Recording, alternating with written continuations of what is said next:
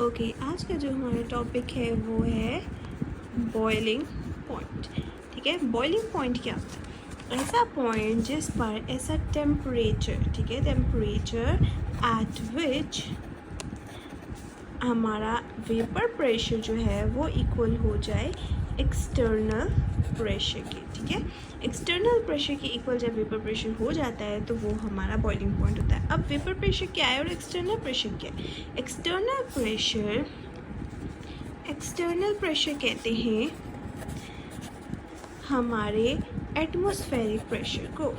ठीक है, atmospheric pressure जिसे हम ATM भी लिखते हैं। ओके, जैसे कि हमारा नॉर्मल जो प्रेशर है वो 760 टॉर या 760 मिलीमीटर ऑफ मर्करी या 1 ATM होता है। ठीक है, ये हमारा एक्सटर्नल प्रेशर होता है, यानी कि हमारा नॉर्मल प्रेशर जो हमारी हवा का है। ठीक है, अब एक्सटर्नल प्रेशर वेरी करता है कहाँ पर? जैसे हमारे डिफरेंट एरियाज़ हैं, जैसे हमारे हिली एरियाज़ हैं, ठीक है,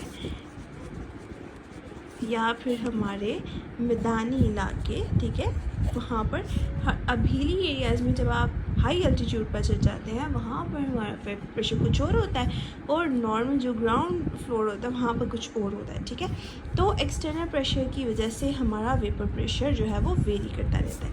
अब वेपर प्रेशर क्या है? वेपर प्रेशर, वेपर्स का मतलब है बुखारात। ठीक है, जो भी लिक्विड के अंदर से निकल रहे हैं उनका प्रेशर। जब भी आप किसी बर्तन के अंदर कोई चीज़ लिक्विड रखा हुआ है उसको ऊपर से बंद करेंगे तो इसके बीच में वेपर बनते हैं, और क्योंकि evaporation take place at all temperature तो वेपर हर वक्त बने रहते हैं, और ये ऊपर की तरफ, ऊपर इस ढक्कन के ऊपर प्रेशर एक्सर्ट करते हैं, जिसको हम कहते हैं कि ये वेपर प्रेशर है। ठीक है, अब जितना टेम्परेचर ज़्यादा होगा वेपर उतने ज़्यादा बनेंगे। More the temperature is equal to more vapour pressure.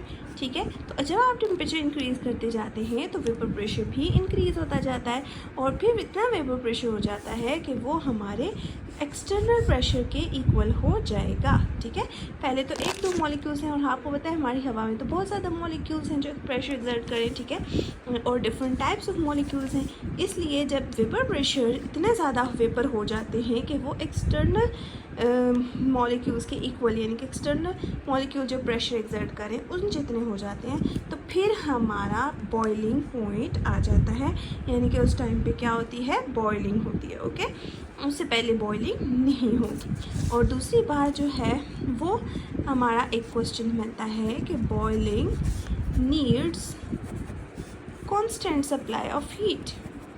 ये बहुत ज़्यादा सवाल आता है बोर्ड के पेपर में, तो इस क्वेश्चन का क्या आंसर है? ठीक है, boiling need constant supply of heat, यानी कि जब तक हम हीट करते रहेंगे बॉइलिंग होती रहेगी, जब हम हीट रोक देते हैं तो बॉइलिंग भी रुक जाती है। इसकी क्या वजह है?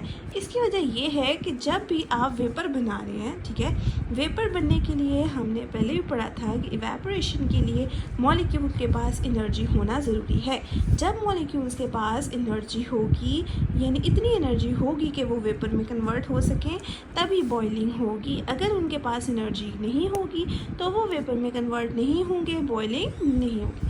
ठीक है, तो कांस्टेंट सप्लाई ऑफ हीट से हमारे पास जो है वो काइनेटिक एनर्जी इंक्रीज़ होती रहती है, और जब हम हीट सप्लाई बंद कर देते हैं तो काइनेटिक एनर्जी जो उसको बाहर से मिल रही थी, यानी कि हीट से मिल रही थी, वो मिलना बंद हो जाती है। मॉलिक्यूल के पास काइनेटिक एनर्जी कम हो जाएगी, मॉलिक्यूल कम इवेपोरेट होंगे, और हमारा जो लिक्विड है वो आहिस्ता आहिस्ता बॉयल होना ख़त्म हो जाएगा।